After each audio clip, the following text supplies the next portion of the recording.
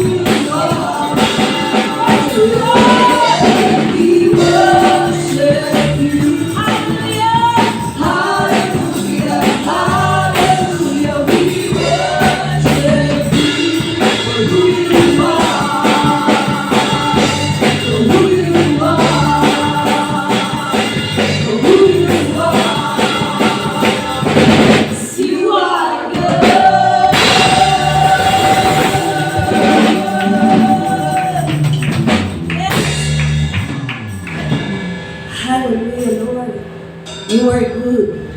You deserve the highest honor and praise and adoration, O God. Sa umaga pong ito, Panginoon, napakabuti niyo po. Nais po namin laging sabihin, Panginoon, ang kabutihan at katapatan at pasasalamat sa lahat po ng ginagawa niyo po sa aming mga buhay. Sa mga kabataan pong nakatapos, Panginoon, salamat po. Salamat, Panginoon, dahil napagtagumpayan po nila, Panginoon, kanilang pag-aaral, matapos, Panginoon, at magkaroon ng mga awards. Salamat naman sa mga biyaya po ito, Panginoon.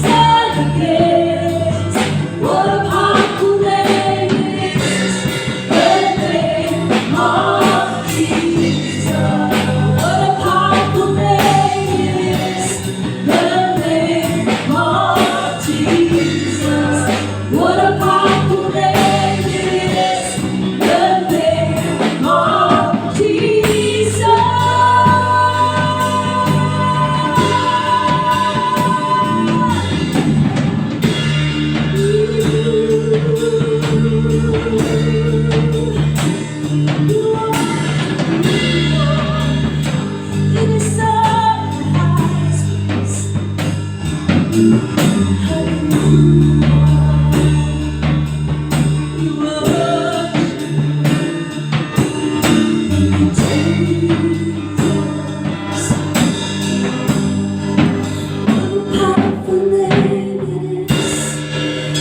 a powerful name it is, the name of Jesus Christ, my King.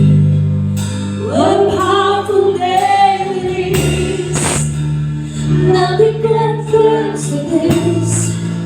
What a powerful name it is, the name of Jesus. What a powerful name it is, the name of Jesus. What a powerful name it is, the name of Jesus. Yes, Lord.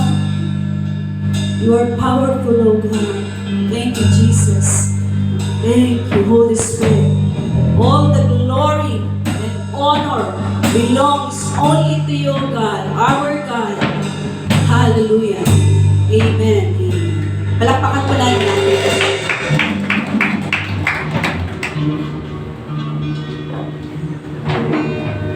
Sige po, maaari na po makaupo ang lahat. Tayo naman po ay dumako sa oras po ng pananalangin. Lord, sa umaga po ito, nagpapasalamat po kami sa isang malayang pagpupuri, malayang pagsamba sa umaga po ito. Lord, dalangin ko po, patuloy ka namin lulwalhatihin, patuloy ka namin sasambahin sapagkat ikaw ang Diyos na mabuti sa lahat ng panahon. Sa umaga po ito, kami po, Lord, ay nagpapasalamat, nakikigalak sa mga kapatid po namin na nagdaos ng kanilang kaarawan. Patuloy mo po silang pagpalain, patuloy mo po silang samahan, patuloy mo pong palaguin ang kanilang pananampalataya. Sapagkat ikaw ang Diyos na tunay nga na ang nais mo po ng bawat isa po sa amin ay makapaglingkod na may sigasig, may sigla, makapaglingkod na lumalago sa pananampalataya. Lord, sa umaga po ito, kung meron man po sa mga kapatid po namin na nagdawas ng kanila pong anibersaryo ng kasal, dalangin ko po, Panginoon, patuloy mo pong pagpalain ang kanilang pagsasama. Ikaw ang Diyos na patuloy na maging sentro ng kanilang Lord buhay ng asawa. Ikaw po ang Diyos na patuloy na magpikis ng iyong pag-ibig. Ano man yung mga pagsubok, ano man yung mga kabigatan, Panginoon, na mayroon po sila, mga problema, patuloy, Lord, na ikaw ang magbigay ng lakas upang ito'y ma-overcome po nila. At dalangin ko mas lalo pang lumani ang kanilang pag-ibig sa isa't isa sa kabila ng mga pagsubok na maaari nilang pagdaanan. Ikaw ang Diyos na matapat na Lord na laging bumalot ng iyong pag-ibig sa kanila. Pagpalain mo po ang kanilang pagsasama. Sa umaga po ito, Diyos, maraming salamat din po sa mga panalangin na binigyan mo po, Lord, ng katugunan. Mga kahilingan namin po itinaas na nakasumpong ng biyaya sa iyong harapan. Salamat po, Diyos, sa iyong katapatan. Salamat po sa iyong kabutihan sa umaga po ito. Lord, sa umaga po ito, kalakip ng mga pasasalamat ay mga kahilingang aming tinataas. Kung meron man po sa aming mga kapatid ng kahilingan ay patungkol sa kanilang buhay, ang nais po nila ay patuloy kang makilala, lumago sa pananampalataya. Dalangin ko po, Diyos, magpakahayag ka po sa kanila. Dalangin ko po sa pamamagitan ng iyong salita ay patuloy ka nilang makilala ng lubos. Ihayag mo po, Diyos, ang iyong sarili po sa kanila. At ang iyong kapangyarihan ay patuloy nilang maranasan na sa kanilang buhay ang pagkakilala ng lubos ay maranasan. Sa umaga po ito, kung meron pong kahilingan sa mga pangangailangan, Dalangin ko po, Diyos, punan mo po ang anumang pangangailangan mayroon ng aking mga kapatid. Ito man ay patungkol sa kanilang pang-araw-araw na kabuhayan, mga pangangailangan, basic necessities, Panginoon. Dumadalangin po ako mula, Panginoon, sa iyong masaganang pagpapala. Ipagkaloob mo po ang biyaya na kailangan ng aking mga kapatid. Kalakip, Panginoon, ng kanilang pag-una, Panginoon, sa iyong kaharian at sa iyong kalwalhatian. Sapagkat ito po ang nais mo at ang sabi mo po, Lord, idaragdag mo na lang ang anumang bagay sa aming buhay. Lord, sa umaga po ito, kung meron man pong kahilingan patungkol sa kagalingan, kung meron man mga nakakaranas ng karamdaman sa aking mga kapatid, dumadalangin po ako. Ipagkaloob mo po, Diyos, ang kagalingan na kailangan ko nila. Sa pangalan mo po, Panginoong Yesus, aming hinihiling na ibago mo po sila sa karamdaman at muli ipagkaloob ang kalakasan ng kanilang lupang katawan. At dalangin ko po, Lord, na makapagpatuloy sa paglilingkod po sa iyo. Sa umaga po ito, kung meron mga kahilingan, Lord, patungkol sa mga problema, mga mabibigat na bagay o suliranin, Panginoon, dumadalangin po ako ng iyong tulong, ng iyong pagsama, ng iyong biyaya, Panginoon, na patuloy na kumilos upang patuloy, Lord, na dalangin ko po. Anumang bagay ang maaring, Lord, kabigatan o mga problema ay mabibigyan ng solusyon sapagkat ikaw ang Diyos na may alam at may paraan sa lahat ng bagay. Na sa aming Lord, yung aming kakayahan ay kulang. Pero ikaw na Diyos, kaya mo po, Lord, na iayos ang lahat po ng bagay. Ayon po sa iyong kapangyarihan, wala pong imposible po sa iyo. Lord, ikaw ang Diyos na patuloy na magbigay ng kalutasan sa anumang suliranin na mayroon ng aking mga kapatid.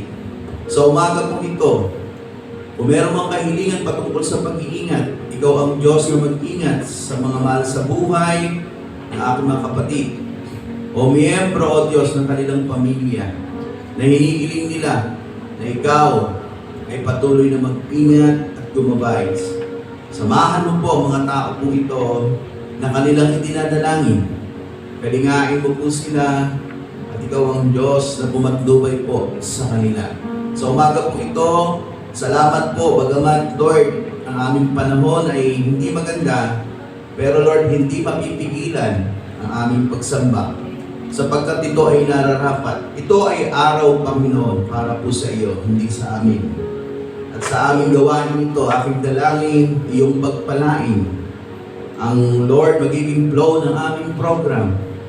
Ang aming tagapagsalita ay punan ng karunungan at kaalaman na nagmumula po sa iyo upang sa aming pakikinig ay mahayag ang iyong mga salita na siya naman po isa sa puso namin upang, Lord, magbigay ka paglago sa aming pananampalataya.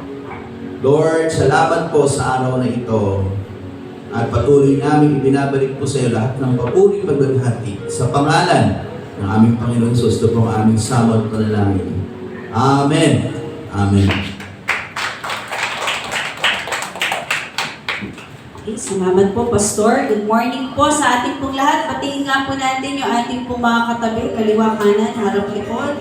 Magandang umaga sa iyo, kapatid. Salamat sa mga kabataan na nandito, mga bata na excited. Excited ba kayo ngayong umaga? Hindi nga. Kahit maulan, ay nakarating po sila. Salamat po sa Panginoon. Okay? So dito po tayo dadako sa ating po mga announcement. Yan po. Mamaya po sa ILM San Isidro, yan naman po every Sunday naman po, 2 p.m. So kami po ni Pastor ay hindi po muna makakasama po sa inyo sapagkat meron po kaming lalakarin. Ngayon, ang Kuya Enan po, I think nag-assign na po ng speaker and the song leader para doon. Nakausap na rin natin si Kuya Jan Jan. Friday pa lang. kabaptisan. Okay? Sige po, next po. Sana po lahat po ng kapisanan ay makasama po dyan sa mission po natin sa San Isidro. Midweek service and prayer meeting on May 30, 2024 at 7 p.m. Yan po, ako po ang inyong pong speaker. Ang worship leader po natin si Kuya John. Ang usher po natin si Kuya Albert. At ang ating pong testimony si Chairman Brother Ray Acosta. Santa Cena po on June 2. Nako, kalahating taon na po pala tayo, no? Tapos mamaya, Berna. Ang bilis po talaga na araw, At talagang parang parang gila yung araw. Ang speaker po natin yan, Pastor Manny Castro, worship leader, Sister Cristita Barsa, tithes and offering encouragement, Brother Ray Losada Asher, Brother Boy Adrian Flower sponsor, Brother Renan, and Sister Ray Losada. Our Aita community, IRM Ministries Montalban, nagpapasalamat po tayo sa Panginoon. Kahapon po ay natapos po ang CE seminar ng Daily Vacation Bible School ng with the CEF dito po sa Montalban, at nakasama po natin isa pong church. Hindi po nakasama yung JIL kahapon dahil may activity daw po sila. Pero dapat maraming church talaga yung involved. Ito po ang ginawang host, ito pong church na ito. But then, kahit kakaunti lang po yung mga teacher kahapon sa iba't ibang church, ay tinuloy pa rin po natin with the CEF. Kasama po natin dyan si Ma'am Joy and Sister Yor. Sila rin po yung kasama po natin sa Aita community every Saturday. Ito lamang po Sabado, hindi po tayo nakapag-Aita community, pero nagpaalam po tayo sa mga bata roon dahil po may seminar. Pero next Saturday po, tuloy-tuloy po tayo sa ating pong mission. At wala na rin pong magiging problema sapagkat yung mga church po doon, ngayon po ay naandito si Sister Yours, doon po sa San Rafael dahil binisita po yung church at kakausapin nga po dahil nung nalaman po na nagpupunta yung CEF, dahil gusto nga po ni CEF na sa atin po mapunta yung mimisyonan po ron, nagkaroon naman na opportunity yung mga ibang churches na din, imisyonan yung mga bata.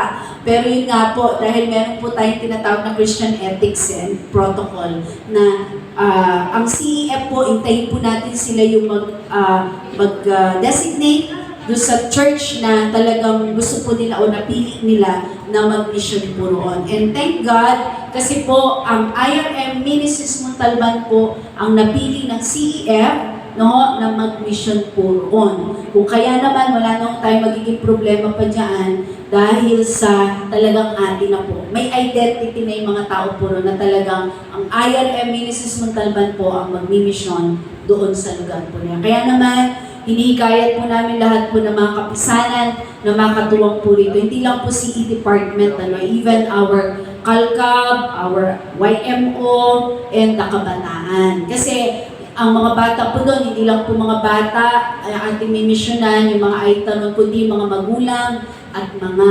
kapatid. Mga lolo-lola nila. Okay, salamat po. And thank you for the flower sponsor, Briola Family. Parang wala sila dito. Okay.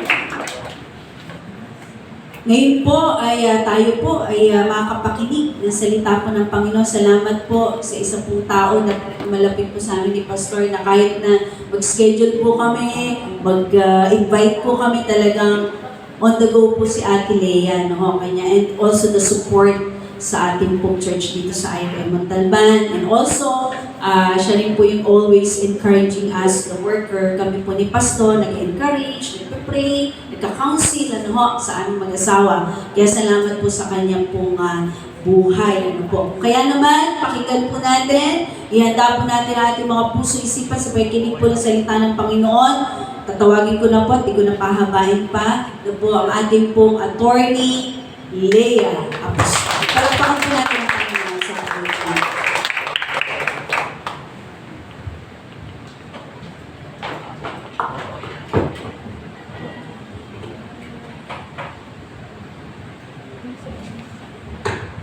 Kunin ko lang ang aking salamin.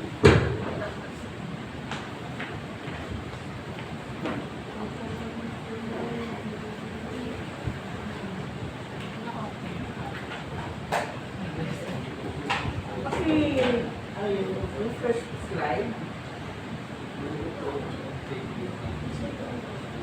Ang mensahe ngayong umaga ito ay Integrity in the fallen world. Tayo muna ay manalangin. Lord, we just want to thank you dito sa time na binigay mo sa amin. We pray, Lord, ang iyong salita ay hindi babalik. Na hindi na-achieve, Lord, yung purpose mo. And in Jesus' name, Lord, we pray all these things. Amen. Speaking ako today para doon sa baccalaureate. Pero mukhang nawala yung mga bata, ano? And actually, naalala ko last year, ako rin yung speaker. May kwento ako tungkol dito sa message, pero paano mo kay Brother Raymond kanina. Sabi ko, itatouch kita doon sa nangyari kahapon. Alam ko, nasabihan ako ni Brother Raymond na ako yung speaker, ako nagbibigyan mensahe sa baccalaureate for this year. Kailan man yung exact date, parang alam ko, nasabi niya sa akin na last Sunday ng May. Nasa mind ko naman, June. And kahapon, habang naghahanda ko kasi grand reunion naman sa San Mateo Elementary School, alas 4 ng hapon. So alas 2, nakareceive ako ng text kay Brother Reyna na pinapaalala niya sa akin na speaker ako ngayong umaga ito. Hindi ko alam, kung nawala sa isip ko. Tapos inisip ko, uulitin ko na lamang yung mensahe last year. Pero hanggang maaari kasi ayaw ko mag-ulit ng topic. Maliban na lamang kung yung topic na binigay ko, sinare ko ngayon ay gagamitin ko sa ibang simbahan. Which is nangyayari naman sa akin. Pero kung uulitin ko naman yung last year na message, sabi ko, parang hindi maganda. Kaya nga, 2 o'clock, mga around 2 o'clock 2 o'clock na-receive ko yung text niya na ako yung speaker ngayon. Alas 4, magsisimula yung aming, dito ako nakatira sa Montalban, magsisimula yung aming grand reunion sa San Mateo Elementary School. Alas 4. Sabi ko, meron lang akong 2 oras para mag-prepare. Tapos kaya ito yung naisip ko, integrity in the fallen world.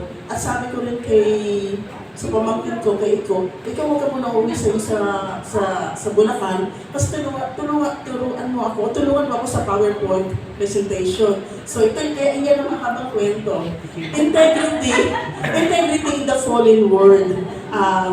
Integrity in the fallen world. Mga bata, sino gagraduate o graduate na ngayon sa inyo? Pakitaas lang yung kamay. 1, 2, 3, 4. Sino yung i-recognize dahil may mga honors? Sino graduate ng elementary, high school, college? Wala na, no? Integrity in the fallen world. Pag lumapit kayo ngayon, next year, ay inaasahan ko na nasa second level kayo. Pag lumapit kayo ng elementary, high school kayo. Pag lumapit kayo ng high school, college kayo.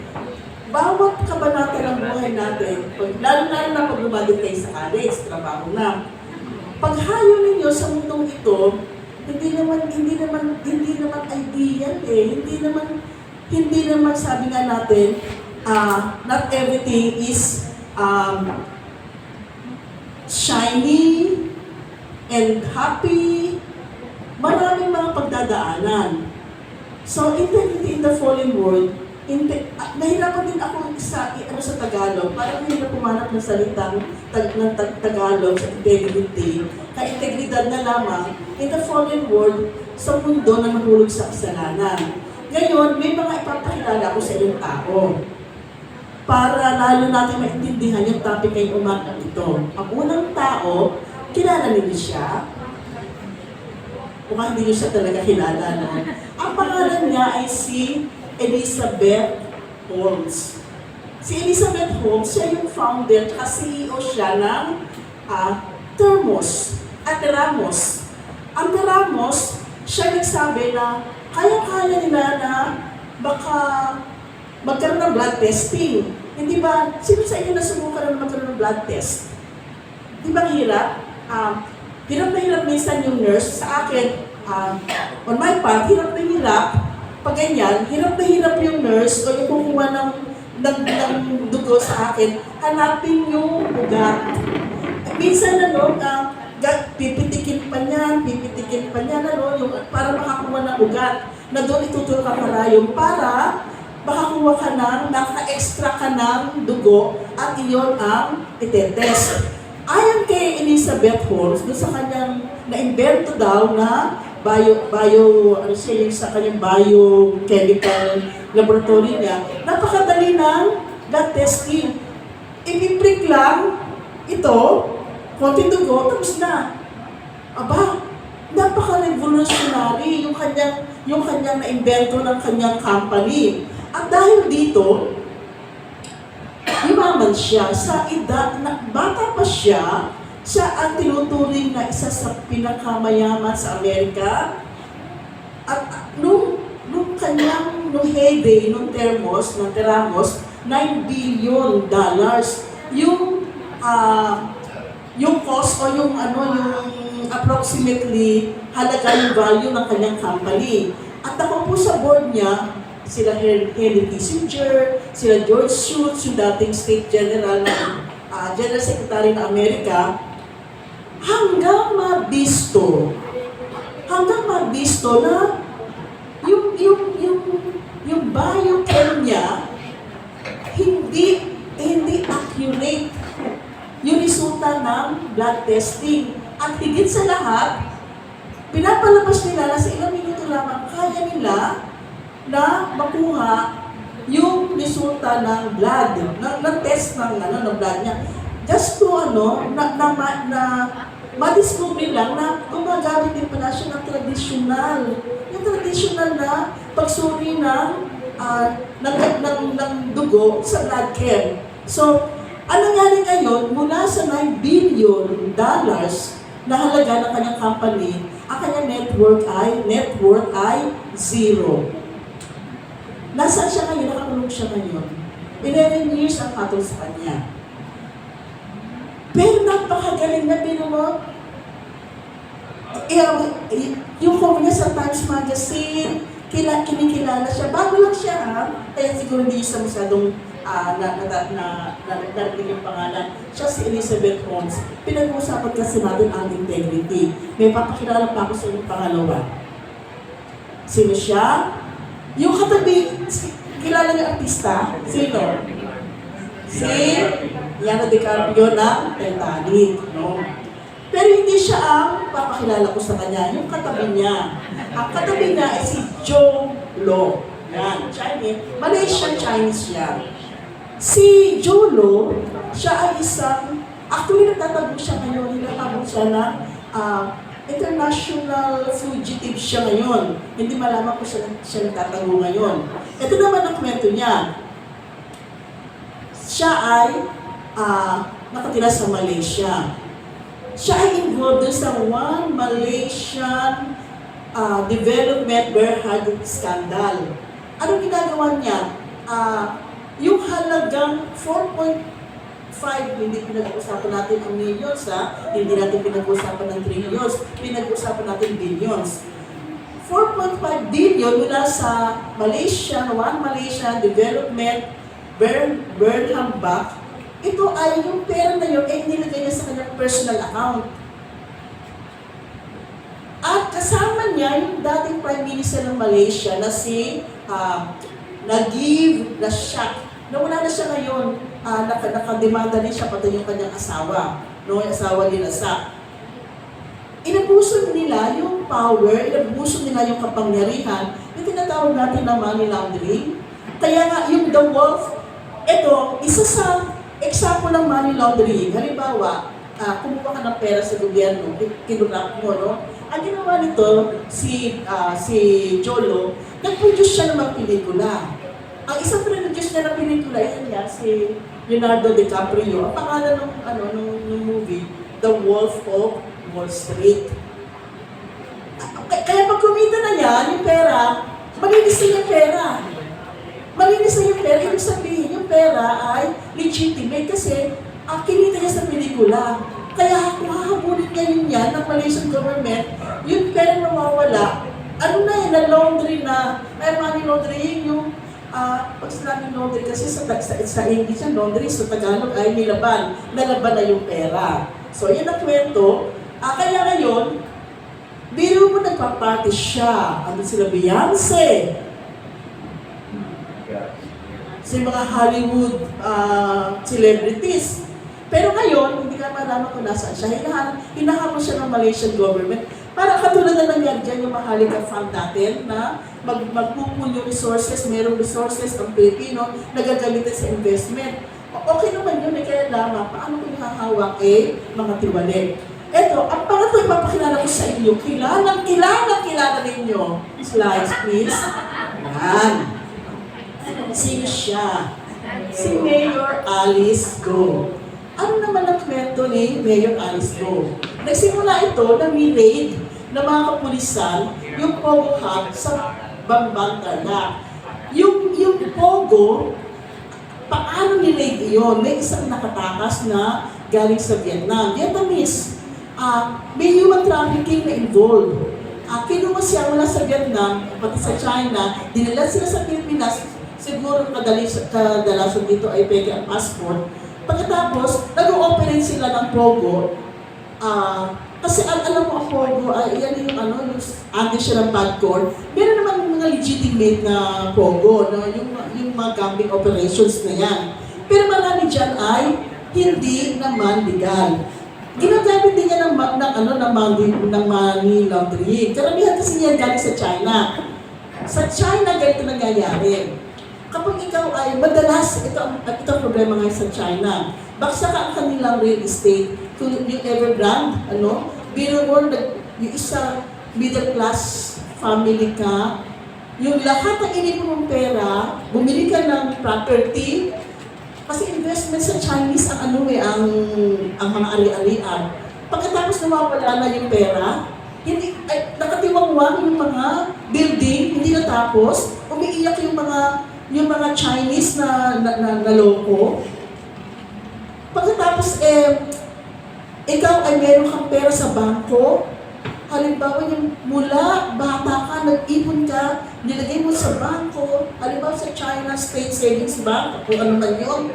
Pagkatapos ngayon ay nasa ospital, ang pamilya mo, ang isang mahal mo sa buhay, mag-withdraw ka ng pera sa bangko, hindi ka maka-withdraw sa bangko. Bakit? Nung wala na ang pera mo sa bangko, hindi nakakatulong ang gobyerno, itinakbo yung pera ng mga depositors kung saan at para minsan nilolongin yan uli, magsusugal sila. Pagkatapos kapag nanalo sa sugal, malinis na yung pera. Na-laundry na. Ibig sabihin, hindi mo na yan ititrace dun sa pera na itinakbo mula sa bangko, kundi pera na yan na naging legitimate na. Yan tinatawag na money laundering na nandito yan sa likod lamang ng munisipyo ng Bambang Tarlac. Ito pa. Sino siya?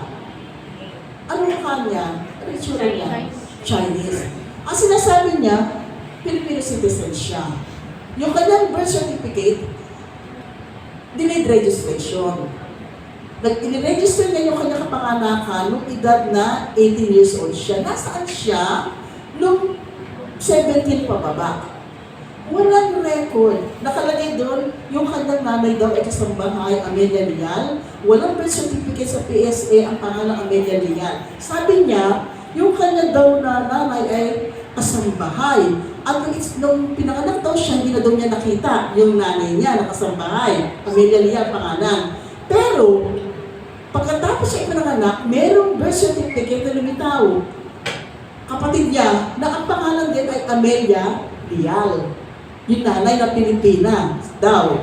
Pilipina. Kaya sabi niya, sinabi mo na, nung iniwan ka ng nanay mo na ipinanganak ka, bakit nanganak uli yung nanay mo sa pangalawa mong sa kapatid mo? Kasi pangatlo siya.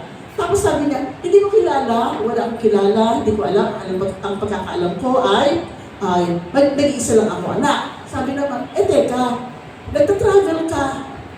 Ang travel buddy mo ay yung kapatid mo. Hindi ka na po maalala, Your Honor. Tapos, naniniwala ako hindi siya Pilipino. Naniniwala ako na pumunta siya sa Pilipinas, pati ang pamilya niya, sa edad na 17. Ngayon, papalabasin na lamang na ang nanay niya ay Pilipina. Bakit?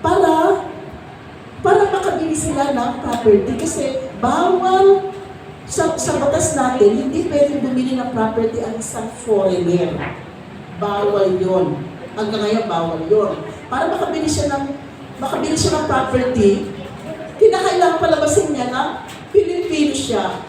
Ano ang silbi ng pagiging Pilipino niya? Anong basihan para sabihin niya na Pilipino siya? Sa pagpapagitan ng nanay niya, na pinalabas na kasambahay ng Pilipino, pero lumalabas ngayon, ang aking diyan, ang nanay niya ay Chinese din. Wala siya, kahit kapatak na dugo, wala siyang dugong Pilipino. Pero bakit naging mayor siya? Ayun, nabibili yung mga birth certificate. Tapos, ginamit din yung property niya ngayon para doon sa Pogo. Meron siyang corporation doon, yung Newport Corporation, na dalawang incorporators doon. Sila ay sinentensyahan sa Singapore, money laundering doon, sa Singapore, sa kasaysayan ng Singapore. Ito ang pinakamalaking kaso ng money laundering. Tapos nasa Pilipinas, tapos sabi niya, hindi ko po kilala yung makasama ko sa Board of Incorporators. Milyones sa loob ng Pogo Compound, sa likod ng Bamban Tarlac, 14 na villas. Bawat isang villa, 14 million. Ako po, Your Honor, ay ordinary citizen lamang. Ako po ay Pilipino. Ordinary ka, meron kang helicopter na ang halaga ay 14 million. 143 million pesos. Meron kang McLaren na sasakyan, ang halaga ay 38 million. Ang sinasabi mo na ang negosyo ninyo ay babuya, ay kahit naman may 1 million kang baboy, hindi ka kikita ng gano'n. Kaya sabi ko, hanggang saan siya? Tapos merong isang item, Fujian, China siya, nakalagay doon, in Chinese, tinranslate na lamang. Congratulations to the first Chinese mayor in the Philippines. Bawal na, hindi pwedeng maging public official at isang hindi Pilipino. Bakit nangyayari ito? Tapos, ay nakakalungkot, may mga Pilipino, ay mabuti niya kasi nakakatulong sa matala illegal na. Alam mo tayo mga Pilipino, kahit mahirap tayo, may mga nagtatanggap pa kasi nakakatulong naman siya. Hindi ka binigyan ka ng 2,000. Mabait na yan. Yan ang kwento na ano. Ano ang tinutukoy natin dito? Sumunod natin. Nasaan ang integrity? Yung next slide. Ano ibig sabihin ng integrity? Integrity is the quality ng mga graduates, mga nag-aaral. Integrity is the quality of being honest. Ano ibig sabihin ng honest? Yung hindi maloloko and showing a consistent and uncompromising adherence. Consistent at hindi siya nagkukompromiso to strong and ethical principles and values. Sa eskwelahan natin, nung araw, ito na naman ako nung araw, meron kami subject na GMRC. Alam ko pala, hindi na nyo naabutan ito subject talaga siya. Good manners and right conduct, GMRC. Ngayon, sino teachers dito? May teachers ba dito sa atin? Hindi ko alam, pero hindi yung panahon ninyo. Yung teachers ngayon, alam ko, wala ng GMRC Parang hindi ko alam kung siya ay subsumed na siya sa legacy, values na lang pero noon, values education, pero noon may GMRC, tinuturo yung honesty, talaga isang subject talaga siya. Kaya nawawala yung integrity. Ito ang, meron tayong sa Bible na gusto kong tingnan natin. Ito, no? Sabay-sabay natin basahin. Sa Matthew 4:1-11, medyo mahaba, pero sabayan niyo akong basahin ito. Then Jesus was led by the Spirit into the wilderness to be tempted by the devil. After fasting 40 days and 40 nights, he was hungry. The tempter came to him and said, "If you are the Son of God, tell the stones to become bread." Jesus answered, "It is written, man shall not live on bread alone, but on every word that comes from the mouth of God." Then the devil took him to the holy city and had him stand on the highest point of the temple. "If you are the Son of God," he said, "throw yourself down, for it is written, He will command His angels concerning you, and they will lift you up in their hands, so that you will not strike your foot against the stone." Jesus answered him, "It is also written, do not put the Lord your God to the test." Again, the devil took him to a very high mountain, and showed him all the kingdoms of the world and their splendor. "All this I will give you," he said, "if you will bow down and worship me." Jesus said to him, "Away from me, Satan, for it is written, worship the Lord your God, and serve Him only." Then the devil left him, and angels came and attended him. Si Jesus Christ ang epitome, yung pinakamagandang halimbawa ng isang karakter, yung tinatawag natin na integrity. Nagugutom siya, sabi ng devil, ito yung tinapay. Sabi niya, "Man does not live by bread alone." Ipinapakita ko sa iyo yung di ba, aalagaan ka ng mga anghel? Ito sagot ni Jesus Christ. Bibigay ko sa iyo yung lahat ng splendor ng mundo. Hindi. Ang ibig sabihin dito, sa halimbawa na binigay sa atin ng ating Savior na si Jesus Christ, nakita natin ang kahalagahan ng integrity niya. Kadalasan, yung integrity natin, yung ating pagkatao, hirap na sa Tagalog integridad, ang ating pagkatao, nasusubok yan sa panahon na tayo ay bigis. Kapag tayo nagugutom, magnanakaw ba tayo? Integrity. Temptation, susunod pa ako? Integrity. Hindi mo sa masasabi ng integrity ka kapag everything is rosy Pero kapag doon sa weakest point mo, doon masusubok yung iyong integrity. Sa susunod na Proverbs 10:9, sabi dito, "Whoever walks in integrity walks securely, but he who makes his ways crooked will be found out." Ano yan iba't ibang version na nakalagay dyan, Pero sinasabi dito, kapag ikaw ay lumalakad na may integridad ka, secure ka sa ginagawa mo. Pero kapag gumawa ka ng isang bagay na mali, crooked, bali-baliko, mabibiso ka pa rin. Naisip ko si Alice Due, hindi niya akalain, Sa tingin ko kasi na-elect siya as mayor, first time mayor na lang niya Na-elect siya kasi next year ay election, di ba? Ibig sabihin nakakadalawang taon na siya. Hindi niya akalain na mabibiso. Sino ba naman mag-aakala? Na-elect mo? Na-elect tayo? Bumuto tayo ng isang Chinese na mayor. Kaya nga sabi natin, pero makikita rin. Karakter. Ano ibig sabihin ng karakter? Ang karakter, pagkatao, minsan ang hirap yung pagkakaiba ng integrity sa karakter. Tinumunan natin ang karakter. Ang karakter, ito ay gwardiya sa ating reputasyon. At ang karakter ay kinakailangan para sa ating buhay. Kapag walang karakter, good manners, right conduct, good character.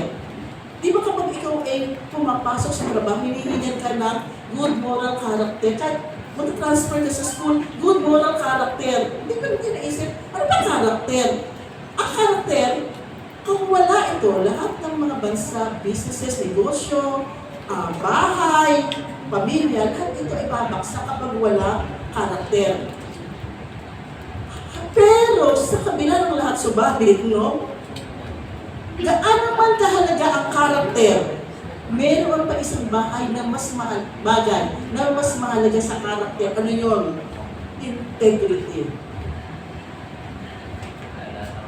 Ang salitang integrity, 16 times nabanggit ito sa Bible.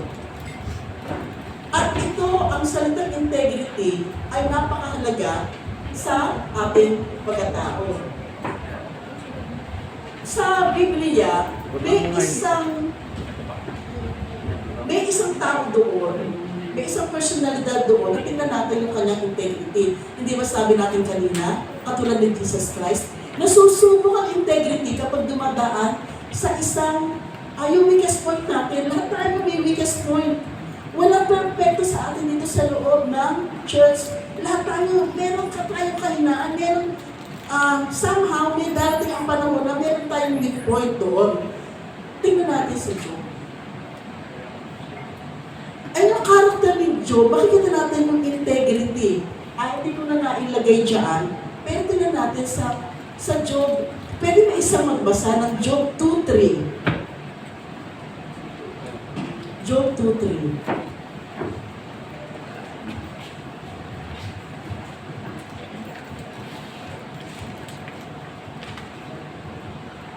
Kilala niyo si Job, ano? Si Job, may mga anak siya, tapos dumating marami siyang mga hayop, dumating ang isang panahon na nawala yung kanyang mga hayop, tinangay, tapos habang nagkakasayan yung kanyang mga anak, lahat ng kanyang mga anak ay namatay. Pagkatapos nung bata uli na, nangyari naman kay Job, nagkaroon siya ng sakit, sabi nga pigsa, no? Kaya kinakailangan na andun siya sa may abuhan, para kasi masyadong makate yung kanyang katawan, kaya kinakailangan doon sa abuhan, para kasi ipapahin niya yun para mawala yung katil. Pagkatapos, ano nangyari, pati yung kanyang asawa, sabi niya, Job, mamatay ka na lang kaya? Pero tingnan natin, sa Job 2:3, pakibasa. Job 2:3. Sabi ito, nasubok ko na ba ang itutong si Job? Tanong ni Yahweh. Walang tutulad sa kanya sa daigdig. Malinis ang pamumuhay. Mabuting tao, may tapos sa amin at di gumagawa ng masama.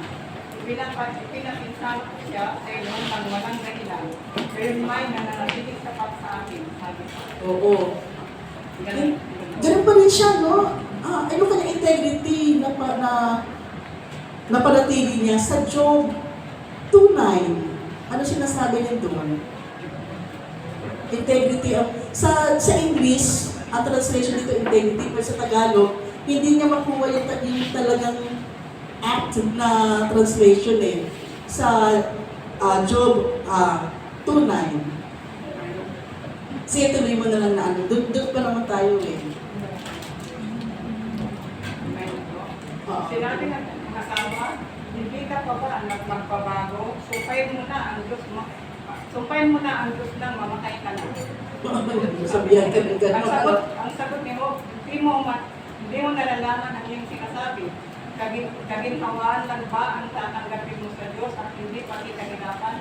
Sa kabila ng nangyayari sa kanya, hindi rin nagkasala si Job dahil sa salita. Yan. Tapos sa Job pa rin, 27:5.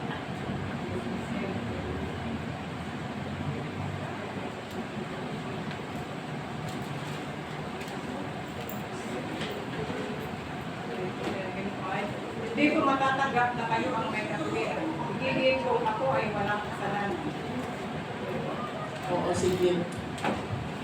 Napanatili ni Job yung kanyang integrity sa kabila ng kanyang kahirapan, sa kabila ng namatay, lahat, nawala sa kanya lahat.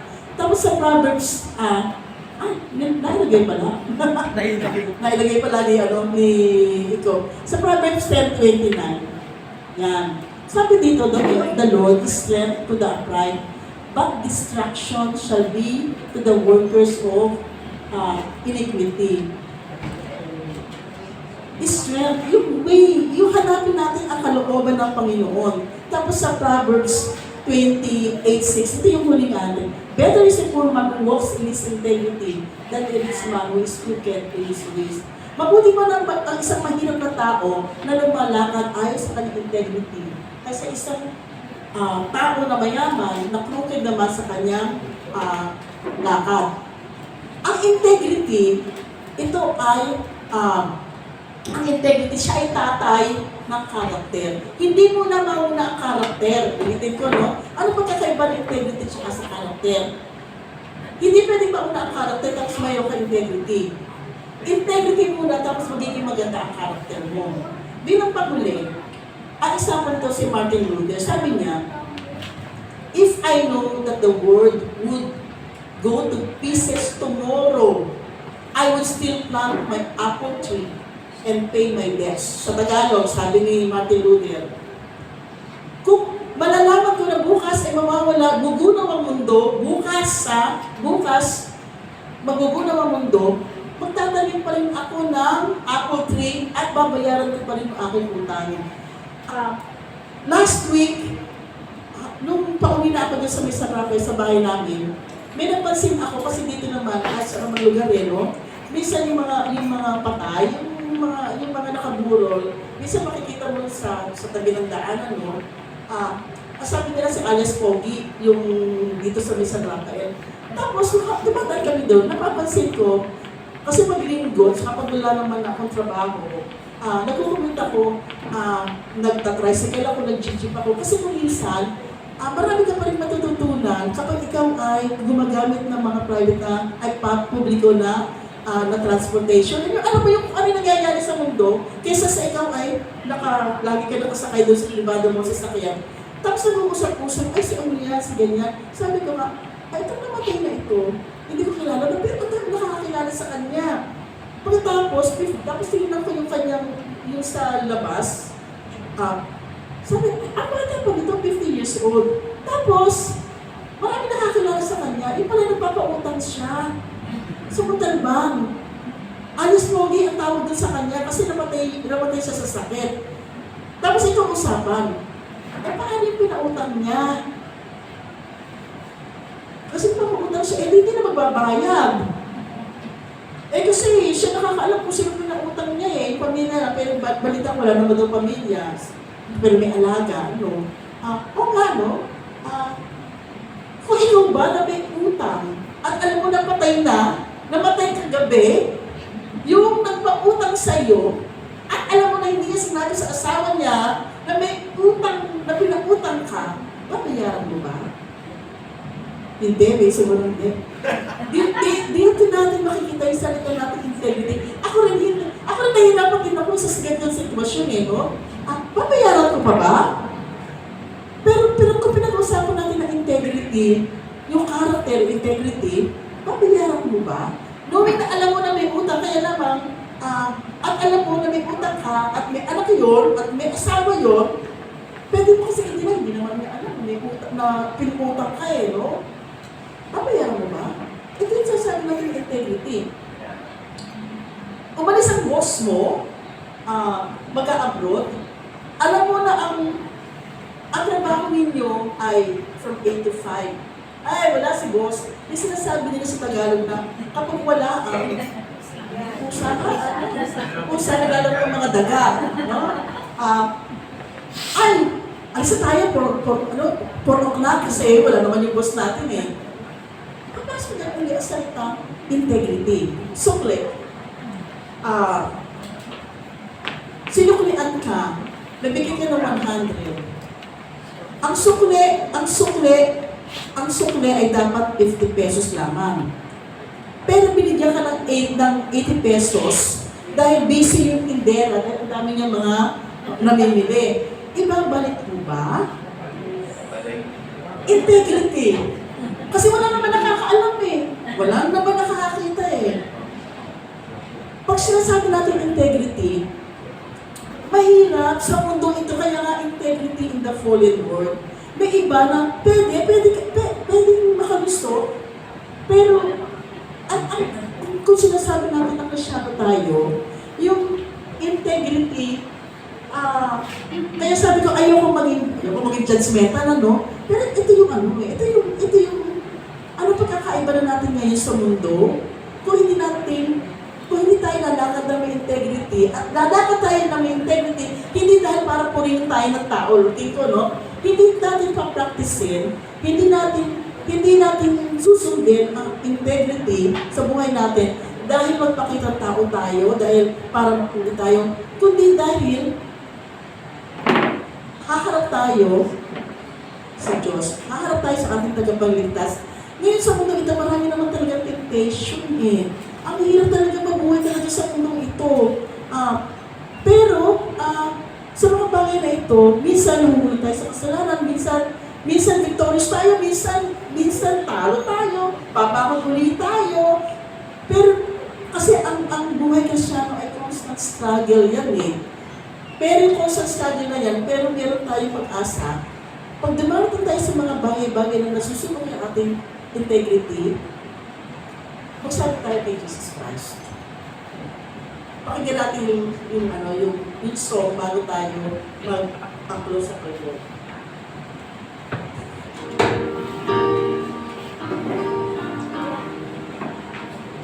I must tell Jesus all of my trials.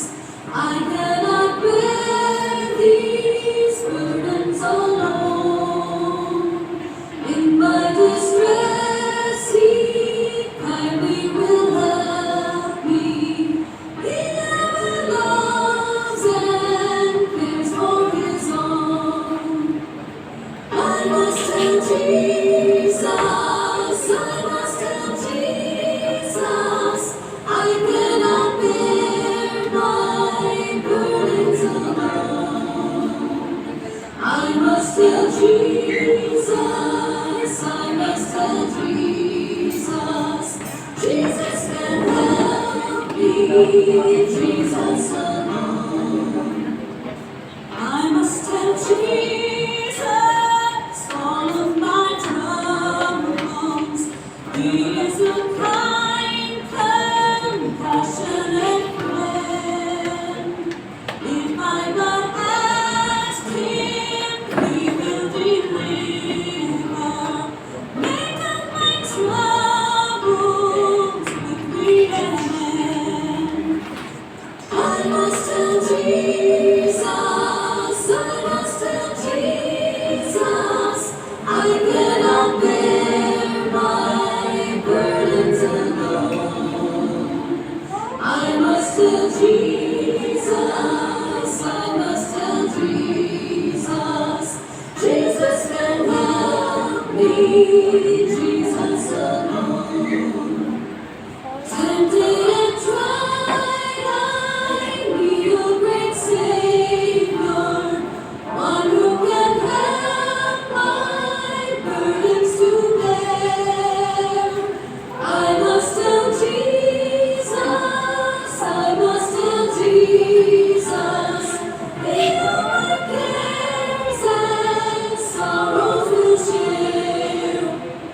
I must tell Jesus, I must tell Jesus, I cannot bear my burdens alone.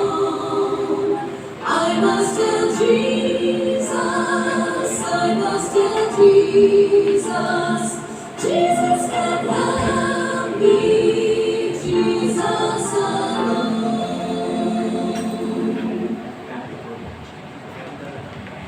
May problema tayo, sabihin kay Jesus. May tukso, sabihin kay Jesus. Nag-worry tayo, sabihin kay Jesus. Mananalangin tayo kung ano man yung mga, bigyan ko kayo ng mga 1 minute or 2 minutes sa personal niyang panalangin ngayon. Tapos saka ko i-close. Sabihin niyo kay Jesus, siya lang sasabihan ninyo, siya lang makakaintindi sa atin, sa lahat ng ating pinagdadaanan ninyo.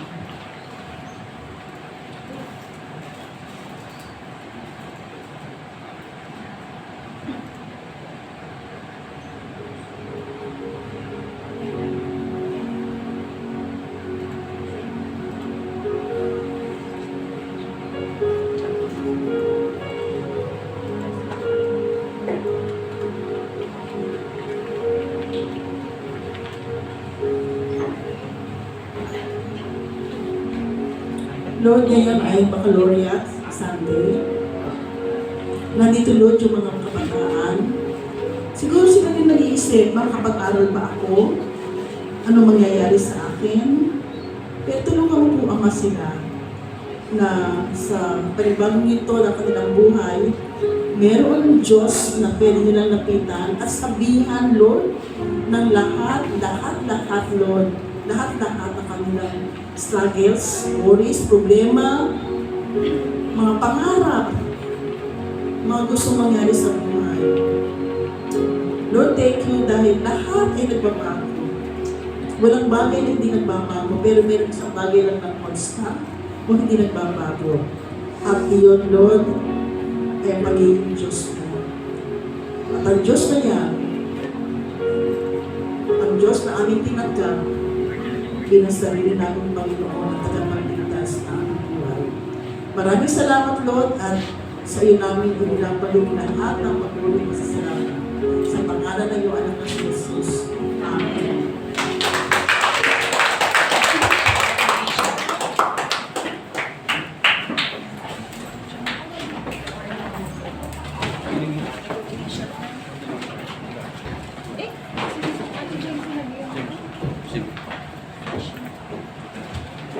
Okay, salamat po sa mapagpalang mensahe po na ating pong narinig ngayong umaga. Palakpakan nga po natin ang Panginoon.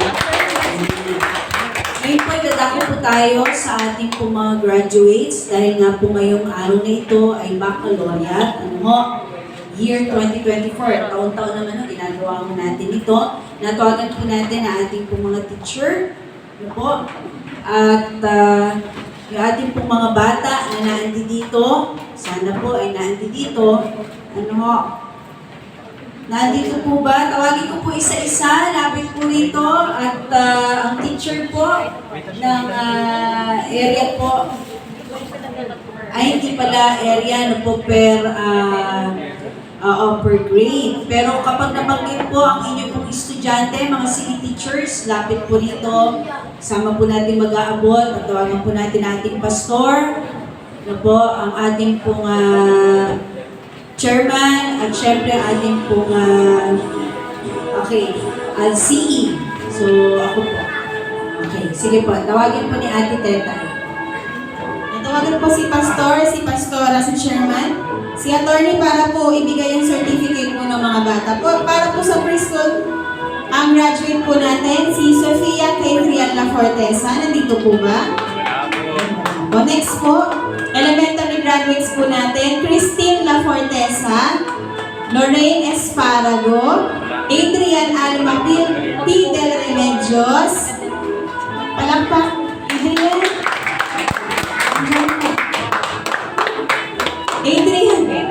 Adrian. Elementary graduates po, Artricia Jane B. Tofero, Caitlin D. Borbon,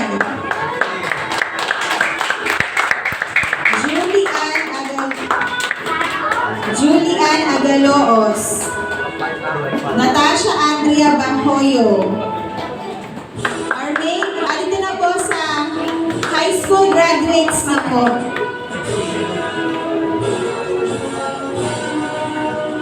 Caitlin D. Borbon. And high school graduates po tayo. Armain Pioquinto, Jana Fernando, Jonard La Fortesa, April May La Fortesa. Yan. So ito po yung mga graduates po natin. Picture po muna pasimpas. Picture po sa mga graduates.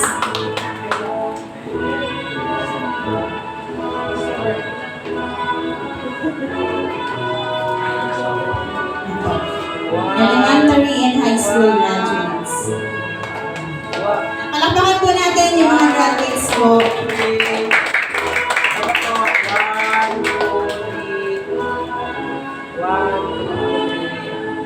Okay, thank you po. Now proceed po tayo sa mga students. Recognition of students with awards. Bernadette D. Pioquinto, Grade 1, Challenger, Batang Masigasi, Great Giver, and Fortune Skill. Joshua Natalie Briola, Grade 1, Batang Maasahan. Let me go. Kiana Liviray, Grade 2, Achiever.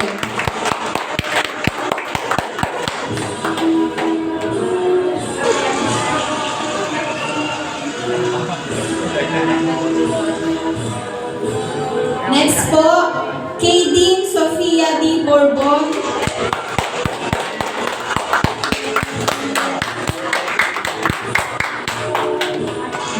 4, achiever, batang maaasahan. Yan, Miss Joey Linbar sa grade 4 with honors. Joy Vivi Mendoza, grade 5, perfect attendance. Wow! Yan. Next po. Next po natin.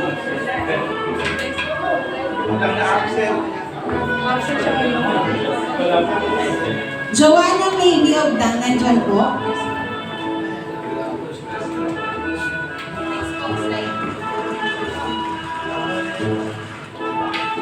Yan, Joanna May Biogdang, High School with Honors. Jessica Paula Santos, High School Chess Champion. Grabe yung bigat. And Justin Gorbon, Senior High School, Top 7.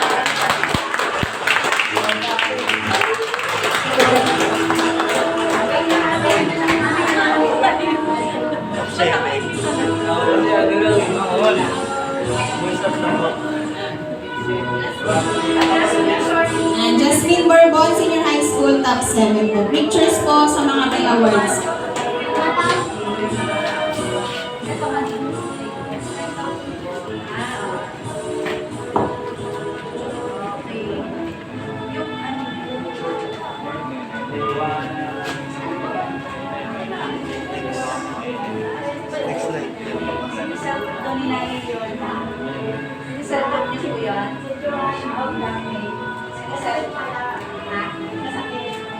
Okay, sige po, picture po yung mga students po with awards.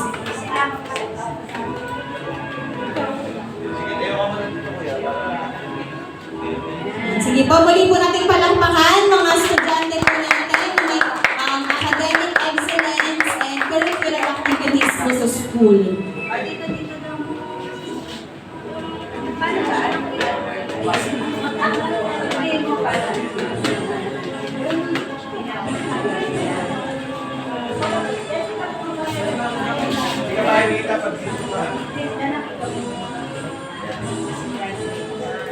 Okay, meron pa pong isang student po, achiever din. Anong grade ka? Grade 4. From Manggahan. Ay, meron pala.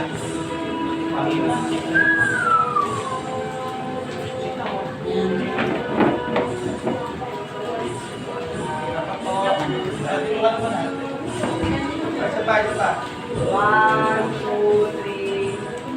One, two, three. One, two, three. Okay, muli po palakpakan po natin lahat ng graduates and mga with honors. And recognize po natin yung speaker po natin ngayong araw po. Palakpakan po natin si Attorney Lea Agosto. Praise God po sa buhay ng Attorney. And pag-pray po ng ating pastors. Picture po.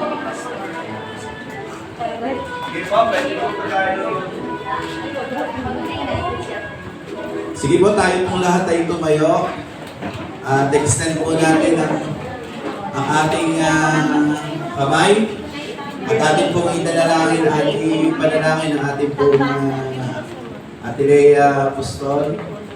Lord, sa umaga po ito, kami po ay nagpapasalamat sa buhay ni Ate Lea na tunay nga, Lord, kahit na napaka-busy po niya sa kanyang mga ginagawa, sa maraming mga bagay na inaasikaso niya. Pero Lord, yung time niya po sa iyo ay hindi nawawala. Naroon lagi, Lord, yung kanyang oras upang patuloy na makapagbigay po sa iyo sa pamamagitan, Lord, nung pagdadala ng iyong mensahe ng salita. Sa oras na ito, sa mga nag-graduate, at salamat, Lord, dun sa mensahe na kanyang ibinigay, integrity, na napakahalaga, Lord, sa bawat isa po sa amin. Particularly, Lord, sa mga nag-graduates, Panginoon, sa mga batang nag-uumpisa pa lang, Panginoon, na dapat yung integrity ay nahuhubog upang patuloy na lumaki na isang batang, Lord, merong integridad na tunay nga na magdadala, Panginoon, ng tunay na paglilingkod po sa iyo at magiging isang halimbawa ito po sa kanyang mundong ginagalawan. Lord, sa umaga po ito, Patuloy po kaming nagde-declare ng Lord blessing sa buhay ni Ate Lea. Dumadalangin po ako dun sa nature ng kanyang trabaho. Lord, wisdom, Panginoon, ang ipagkaloob mo po sa kanya. Sa mga panahon na, Lord, na ginagawa niya yung kanyang trabaho bilang attorney, samahan mo po siya, bigyan po siya lagi ng kalusugan, kalakasan ng Panginoon. At dalangin ko po, Lord, hindi lamang po siya, maging ang kanyang buong pamilya, Panginoon. Ikaw ang mag-iingat, ikaw ang magpapala. At sa lahat, Lord, ng mga cases na kanyang hinahawakan, Panginoon, ikaw po yung tumulong po sa kanya na maisaayos pong lahat sa tulong at biyaya mo po, Panginoon. Ikaw ang Diyos na patuloy na maitaas, mapapurihan, maparangalan sa kanyang buhay. Salamat po sa kanyang buhay na nagiging pagpapala po dito po sa aming church. At Lord, hindi lamang po dito, kundi sa iba't ibang mga iglesia na kanyang mga tinutulungan, mga iglesia na kanya pong Lord, nagmi-ministeryohan din, Lord. Patuloy na dumadalangin po ako, ilayo mo po siya sa anumang pong uri ng kapahamakan, sa anumang uri ng karamdaman, panatilihin mo pong malusog, masigla, kanyang pangatawan sa panahon ng kanyang pagtatravel, Panginoon. Ikaw lagi ang mag-iingat sa kanyang sasakyan, na pagpunta at pagbalik, pauwi, Panginoon, ay manatiling ligtas, na ikaw ang Diyos na kasama, ikaw ang Diyos na nag-iingat, ikaw ang Diyos na kumakalinga po sa kanya at sa buong pamilya po niya, Panginoon. Maraming po salamat sa kanyang buhay, sa pangalan ng aming Panginoon Jesus. Amen. Amen. Salamat. Thank you po. Salamat po, Pastor. At ngayon po ay dadako naman po tayo sa paglilingkod po na ating pong mga handog. Ang ating pong tithes, ito po sa box. Dito pwede nyo pong dali na lamang dito sa harapan at ihulog po mga tithes. At sa ating pong offering, tinatawagan po ang ating pong usher, si Ate Mary Joy Duquer. And bago po syempre kailangan may encouragement muna. Natawagan po natin ang magandang intercessory head po natin. Wala pong iba kundi si Ate Katrina Yokin.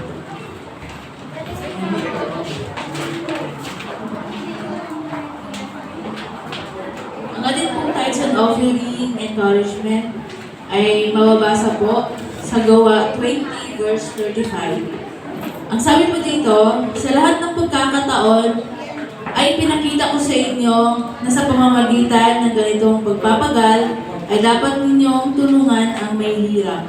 Alalahanin ng mga salita ng Panginoong Hesus, higit na mapalad ang magbigay kaysa sa tumanggap.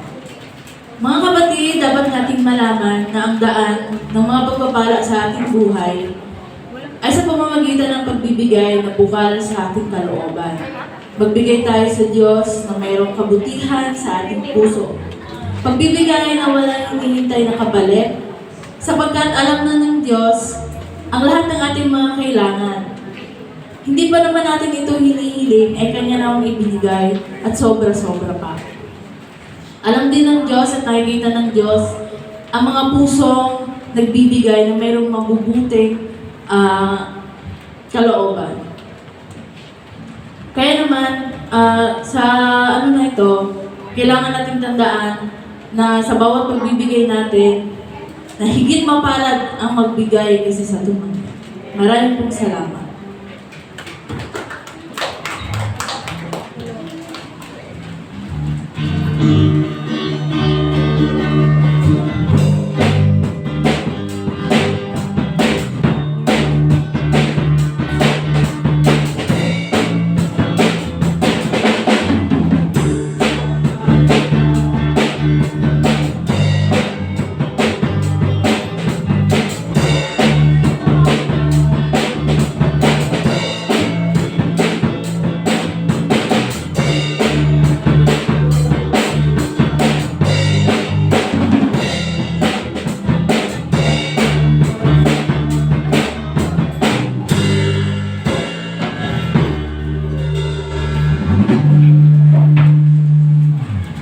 Hallelujah. Purihin ka, Panginoon, sa umagang ito. Maraming salamat, Lord, sa pagpapala. Panginoon ko, sa nawa, Panginoon ko, ang kaloob na ito, Panginoon, na makatulong, Panginoon ko, sa mga pangailangan ng iyong bahay sa bahay. Panginoon, patuloy mo turuan ang aming puso, Panginoon, na magkaisa, Panginoon, at magtulungan, Lord, para sa ikalalago at ikatatatag ng iyong bahay sambahan. At nawa, ang mga pagpapalang ito, Panginoon ko, ay bumuhos, Panginoon ko, sa bawat isa. Purihin ka sa pangalan ng aming Panginoon Jesus. Amen.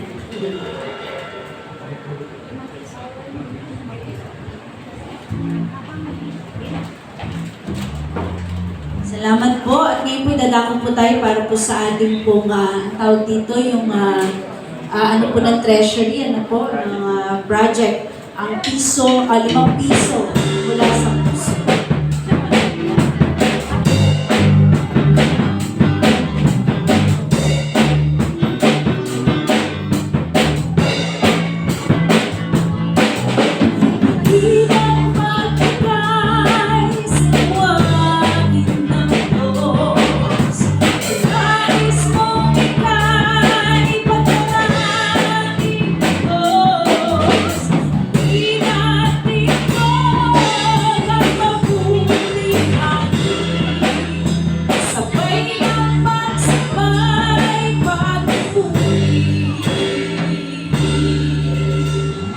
Po, tayong lahat ay tumayo at para po sa ating pong closing song, awitin po natin na How Great is Our God.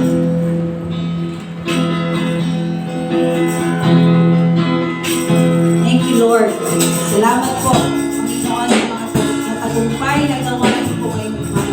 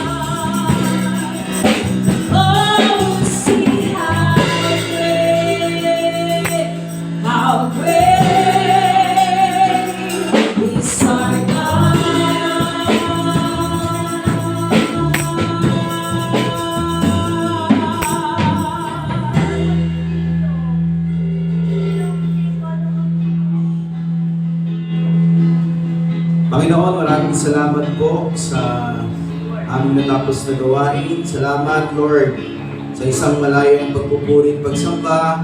Maraming salamat, O Diyos, sa iyong mga salita na amin po napakinggan. Dalangin ko po, Lord, na yung mga salitang ito, timo mo po sa aming puso at taglayin po namin bilang mga mananampalataya.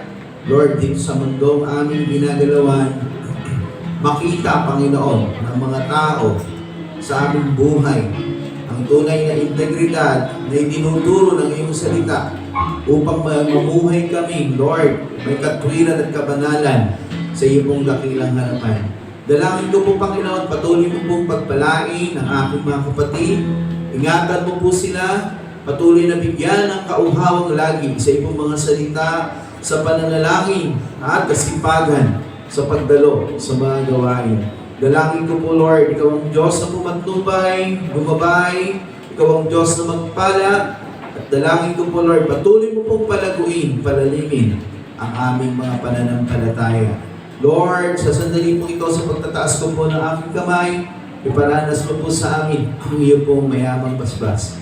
Ang pag-ibig ng ating Amang nasa langit, ang patuloy nating maranasan, ang pagliligtas sa ating Panginoong Jesus, at ang patuloy niyang pagpapalago sa ating pananampalataya, at gayon na rin ang pakikipisan ng Diwang Banal, ang siyang sumaating lahat mula ngayon at sa magpakailanman. Amen. Amen.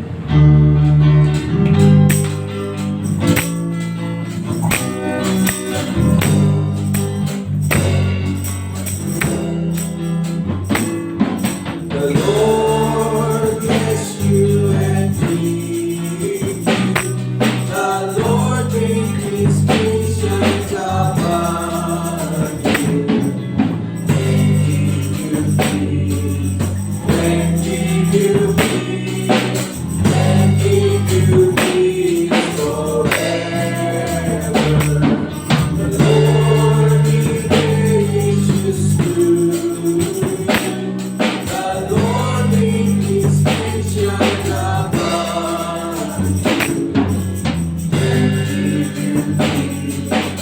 and give you peace, and give you peace forever.